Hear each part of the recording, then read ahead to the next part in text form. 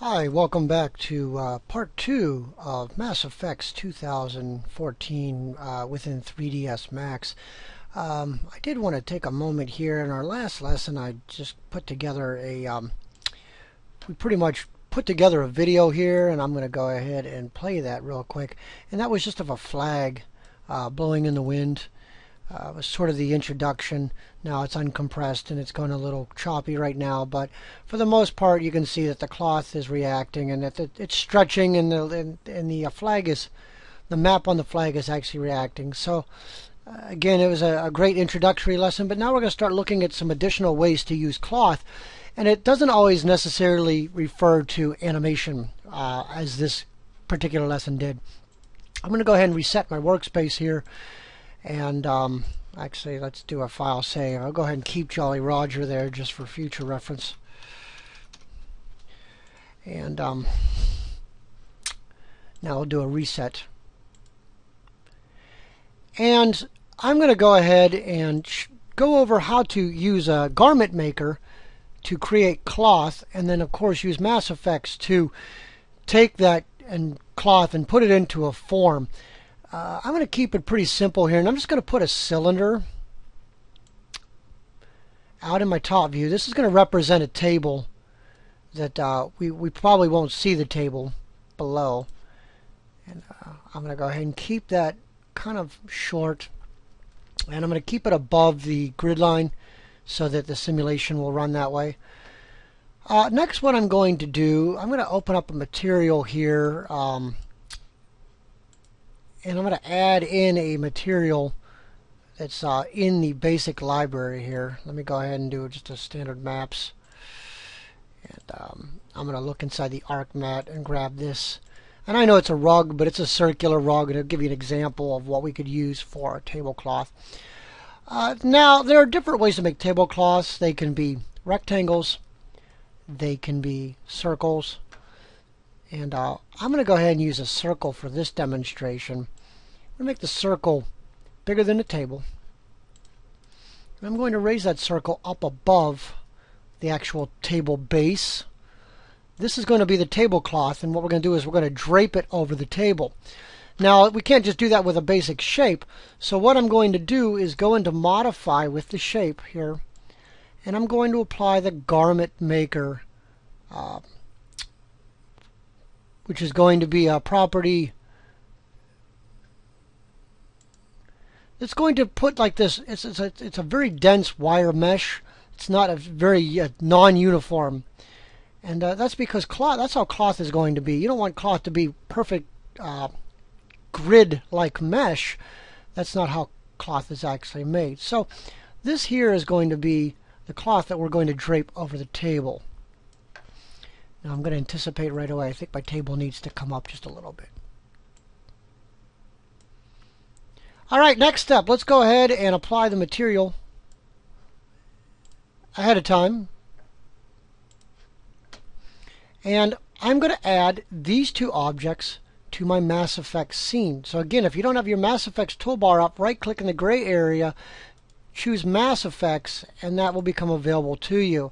Then hit the first icon here, and that will open up the MassFX tools, which I've docked to the left side here. Click your first object, and we're going to keep this pretty simple. This is going to be a static rigid body. We're not going to have, the table isn't going to move. Next, we're going to grab the cloth and apply the M cloth. Now, I'm not going to set any groups or anything at this point. I'm just going to simply let the tablecloth fall. But now what I can do is run a simulation. And you'll see as the cloth falls, it's very rigid.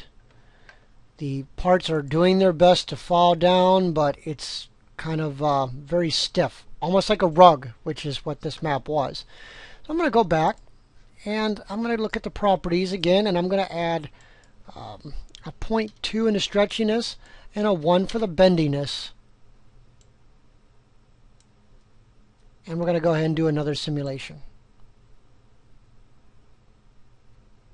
Okay. Now that's looking pretty good. Now you may be looking at it and say, what are you smoking, Tom? That doesn't look good at all. It looks very rigid and not very soft. Well, in this instance, we are not going to animate the tablecloth on.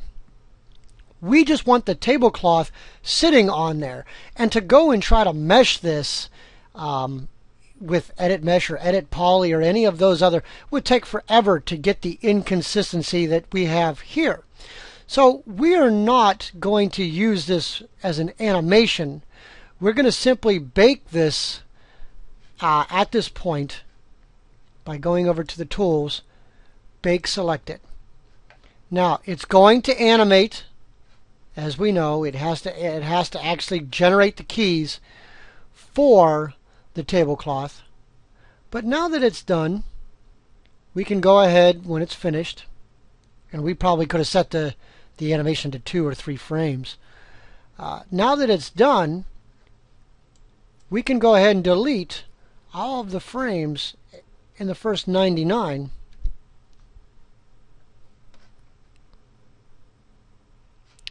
And there we have our tablecloth. Now again, it's kind of rigid, so what can we do? Well, we can come up here and do a mesh smooth, which kind of added a little bit in there, or better yet, my favorite, we can do a turbo smooth. And that's going to add in some more. So now when we render it, it's going to look much smoother. Now again, we have to be cautious of polygon counts here, so we don't want to go too smooth unless, of course, the only thing you're rendering is the table. But if this is going to be inside a room that has a lot of other geometry in it, you may have to go back and lower down that polygon count to compensate for that so that you're not killing your rendering time and your file size. All right, so MassFX is not just for animating simulations. It's for creating things that are eventually going to be static. Now, let's say we wanted to do some wind, and I'm just going to do a really quick, let's put in some wind. And this is what I kind of talked about in the last lesson, is our flag starts off kind of rigid, and then all of a sudden it becomes waving in the air. And what you could have done is something like this. I'm going to go ahead and take the cloth, because it is still an M cloth, even though I'm going to take this turbo smooth off for now. M cloth, I'm going to go in and I'm going to add the wind force. And now I'm going to re-simulate. Now you're going to notice here that nothing's really happening, so I may have to turn my wind strength up to like 200.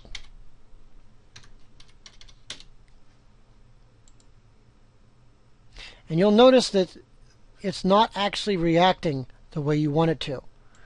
So if this happens, we may want to remove the M cloth, and now you're going to see it goes back to its regular state. So we could put in like an edit mesh, and then we could also come back and add the M cloth in again. Now if you do that, you're going to notice that it won't put it in because it's already in. So how do we get around this? Well, you can use the snapshot feature. Go up to the word Tools, Snapshot, do a mesh, OK. And now I have a editable mesh that doesn't have all the other features. And so I can delete this one, come back, and I'm going to re-add this M cloth to this. Again, I'm going to have to play around with some stretchiness, maybe a 0.1 for stretchiness and a 1 for bendiness. I'm also going to make sure it adds the wind in there. And now I do another simulation, and you'll see that the tablecloth is now blowing in the wind, and I have very strong wind going on here. That wouldn't be very realistic. I'd do maybe like a 10. If you just want to kind of get the illusion that there's a fan in the room. And this would also work for curtains. So you just got a little bit of a breeze going on there, just enough to make the tablecloth kind of move. Maybe do like a 50 here. There we go. Whoa, a little too much. But I think you get the point here that we can go in and just add a little bit of that breeze going on to kind of add some nice little realistic effects to our scene. And again, to do that, all that we really have to do is once you're done baking the mesh, run a snapshot that's going to wipe out the history of that object, take it back to a base mesh, and then reapply the M cloth, and that will be a nice way of doing that. In the second part of this video, I just wanted to take a few moments to show you some of the other ways to set up MassFX to kind of accomplish certain tasks. And then, of course, you can use your creativity to go along. What I've done is I've created a trampoline here. Simply took a ring with some cylinders and meshed those together. It is a static rigid body. Then I took a very thin cylinder and added a lot of cap segments in there. Now I could have done the garment maker, but this gives me a little bit more control over the uniformity of the trampoline, the rigidity that I'm looking for in a trampoline, as opposed to really thin cloth, because we're trying to go more for like a bounciness effect here. And then I just created a sphere, which is that is an actual dynamic rigid body.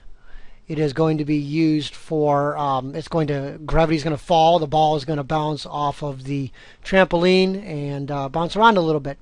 So just to kind of show you a little setup here, I took the density down to 5.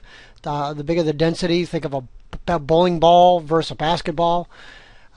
Taking it down and adjusting it, that number is going to vary depending on the size of your scene and what you're trying to accomplish. I also lowered the bounciness down a little bit because if you have too much bounce, the ball will go flying out of space, and we'll look at that on how it happens. The M cloth modifier, I turned the vertices on, and I just grouped every other vertex as if they were attached to some kind of spring, and of course you could model that in there, and you probably could attach all of the vertices on the perimeter, but I just did every other. Since that's how trampolines are typically made. I did pin them to the node, when the node is going to be the trampoline. So if I was to somehow animate the trampoline moving, then these would all go with it. And now what we do is we run a simulation. We'll come out of the M cloth. I run a simulation. The ball falls. And the trampoline kind of takes on its bounciness effect, while the ball seems to react to it. So we really haven't done much with the rigid bodies animated yet, and it'll keep bouncing until it finally loses its kinetic motion there. But for all intents purposes, if we want to go in and I take that bounciness back up to a 5, and now I hit play, you'll notice you do get a little bit more bounce out of that ball. And I was actually thinking about trying to get it so it could bounce out of the trampoline. Now we look at the trampoline itself, and if we look at the properties, I have the self-thickness up pretty high and the collide to rigid objects at 14.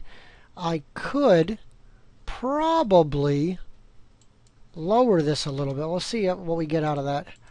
By lowering the ball down, it still bounces pretty high there. But the other trick here is you got to remember that this is because it's cloth, it's going to react, and if you move this down too far, it would hit the ground, and that wouldn't look right. Okay, so there's just another way of using MassFX. In the next MassFX lesson, I'm going to go over tearing, how you can simulate the tearing of a cloth. Either prior to, again, doing it before the animation just for an effect, or actually animating the tear, which can be used for more than just cloth. You can actually reenact, like the fraying of metal or things of that using the same technique. So we'll see you in the next video.